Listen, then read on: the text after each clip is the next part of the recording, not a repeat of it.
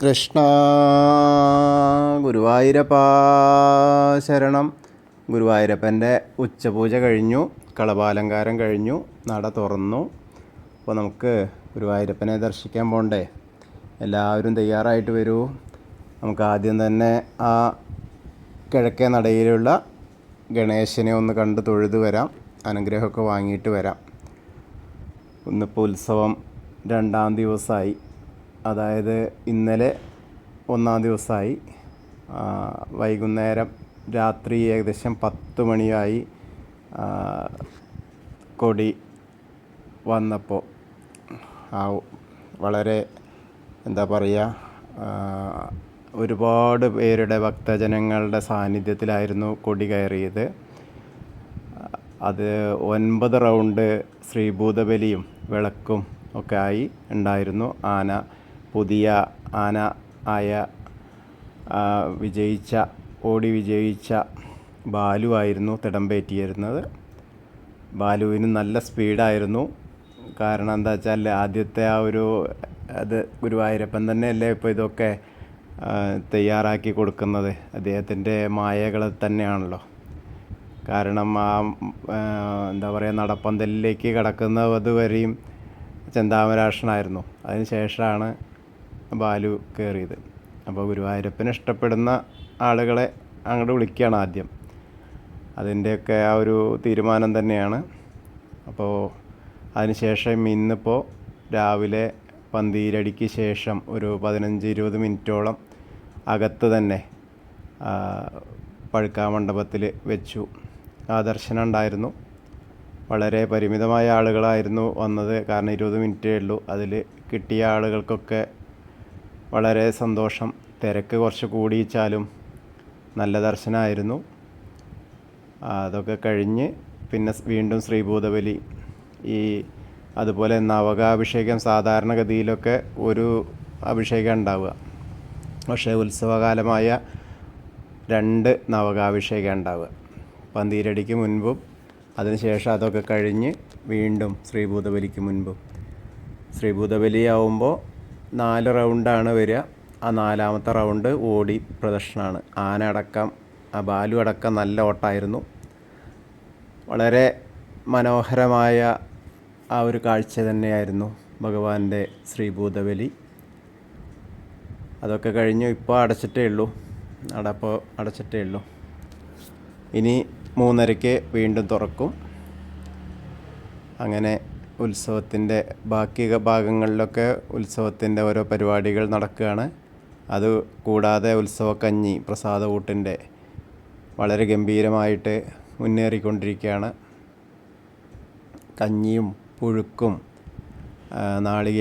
നാളികേരപ്പൂളും ശർക്കരപ്പൊടിയും പപ്പടവും ഒക്കെയുള്ള പ്രസാദകൂട്ട് അതിമനോഹരം, കഴിക്കാൻ വളരെ ഹൃദ്യം.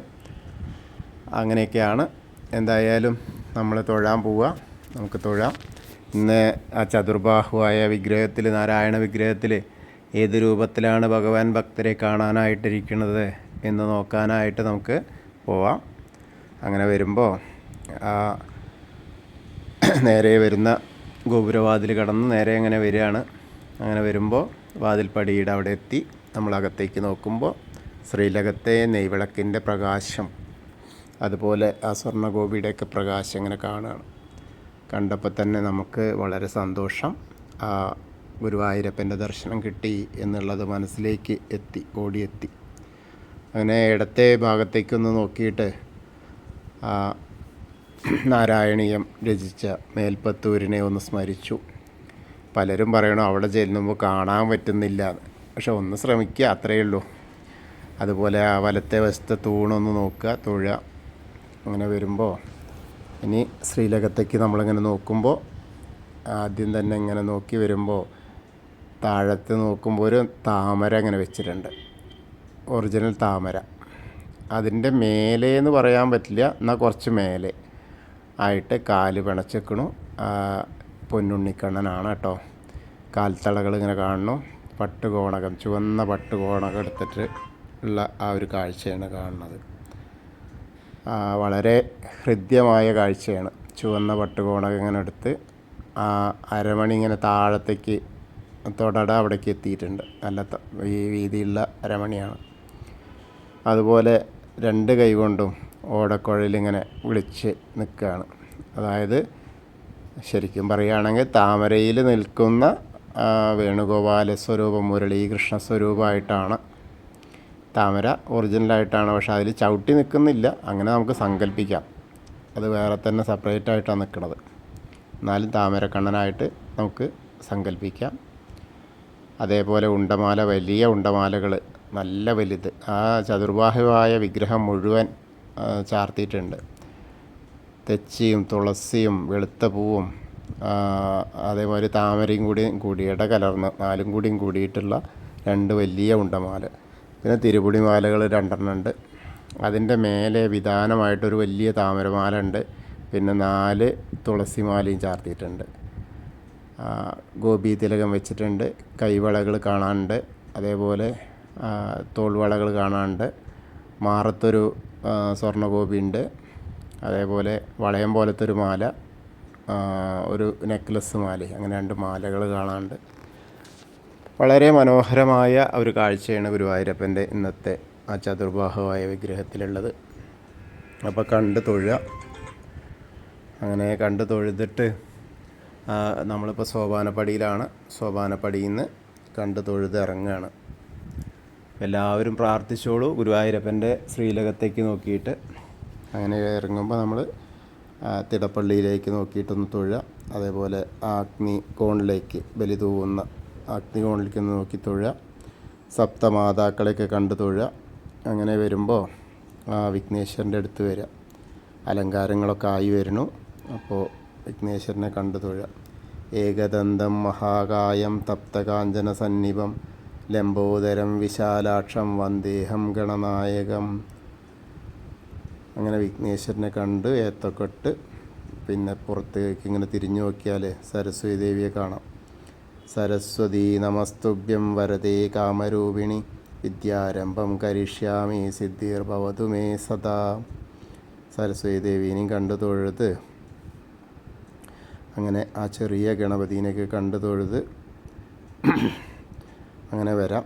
അങ്ങനെ വരുമ്പോൾ മത്സ്യാവതാരം കാണാം.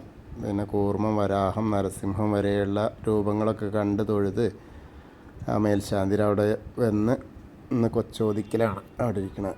ഇന്ന് കളഭാലങ്കാരം ഉണ്ടായത് കക്കാട് കൊച്ചോദിക്കനാണ്. വളരെ മനോഹരമായിട്ടുള്ള ചാർത്ത്. ഇന്ന് ഉച്ചപൂജ ഉണ്ടായത് പൊട്ടക്കുഴി ബോധാസ്വദിക്കാം. അപ്പോൾ 2 ആൾ നന്നായിട്ടുള്ള കാര്യങ്ങളൊക്കെ ആയിരുന്നു. അങ്ങനെ അവിടെ കണ്ട് തൊഴുതു. അത് കഴിഞ്ഞാൽ അവിടുന്ന് പ്രസാദമൊക്കെ വാങ്ങാം. അർച്ചന പ്രസാദമൊക്കെ വാങ്ങാം. ഒക്കെ പ്രസാദം വാങ്ങിയിട്ട് നേരെ ബാക്കിയുള്ള ആ വാമനാവതാരം കാണാം. അതൊക്കെ കണ്ടു തൊഴാം. പിന്നെ ഗജേന്ദ്രമോക്ഷം കാണാം. പിന്നെ ആ ഗരുഡൻ്റെ പുറത്തിരിക്കുന്ന മഹാവിഷ്ണുവിനെ കാണാം. അത് കണ്ടു തൊഴാം. അങ്ങനെ കണ്ടു തൊഴുതിട്ട് വീണ്ടും നമ്മൾ ശ്രീകോവിലിൻ്റെ പുറകുവശത്തായിട്ട് സാഷ്ടാംഗം നമസ്കരിക്കുക. പിന്നീട് നമ്മൾ 5 അതായത് അനന്തപത്മനാഭസ്വാമീനെ കണ്ടു തൊഴാം. അതിനുശേഷം ബാക്കിയുള്ള വിഗ്രഹങ്ങളൊക്കെ കണ്ട് ദശാവതാര വിഗ്രഹങ്ങളൊക്കെ കണ്ട് തൊഴാം. ആ മുരുകൻ്റെ അടുത്ത് വന്ന മുരുകന് ഭസ്മാഭിഷേകം കഴിഞ്ഞിരിക്കുകയാണ്. പിന്നെ നോക്കുമ്പോഴോ ഹനുമാൻ സ്വാമിയുടെ അടുത്ത്, ആഞ്ജനേയസുതൻ്റെ അടുത്ത് വന്ന് തൊഴാം. ത്വമസ്മിൻ കാര്യനിര്യാഗേ പ്രമാണം ഹരിസത്തമഹനുമാൻ യജ്ഞമാസ്തായ ദുഃഖക്ഷയകരോ ഭവ മനോജവം മാരുതതുല്യവേഗം ജിതേന്ദ്രിയം ബുദ്ധിമതാം വരിഷ്ഠം വാദാത്മജം വാനരയൂഥമുഖ്യം ശ്രീരാമദൂതം ശിരസാ നമാമി. ബുദ്ധിർബലം യശോധൈര്യം നിർഭയത്വം അരോഗത അജാഡ്യം വാക്പടുത്തം ഹനുമത് സ്മരണേത്.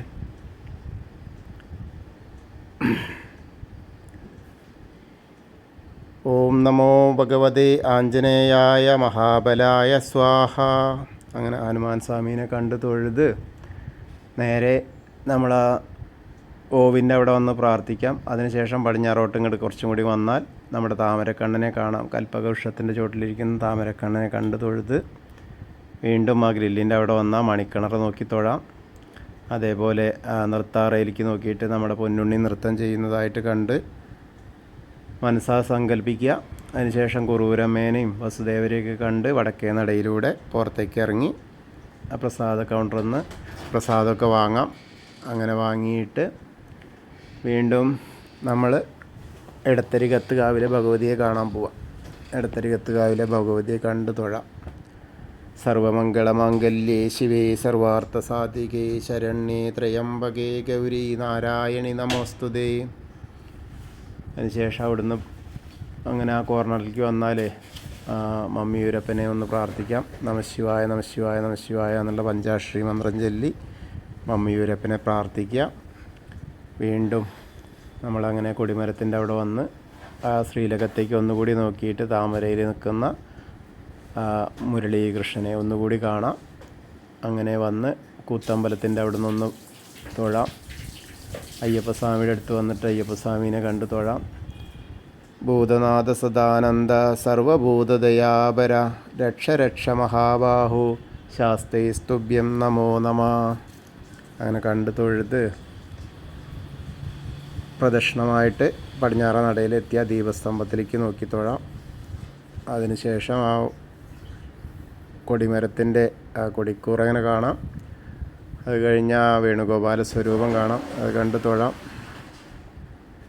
അപ്പോൾ നമ്മൾ ഇന്നത്തെ ഉച്ചപൂജ കണ്ടു തൊഴുതു. കൃഷ്ണായ വാസുദേവായ ഹരയേ പരമാത്മനെ പ്രണതക്ലേശനാശായ ഗോവിന്ദായ നമോ നമ. ഹരേ കൃഷ്ണ. ഗുരുവായൂരപ്പ ശരണം.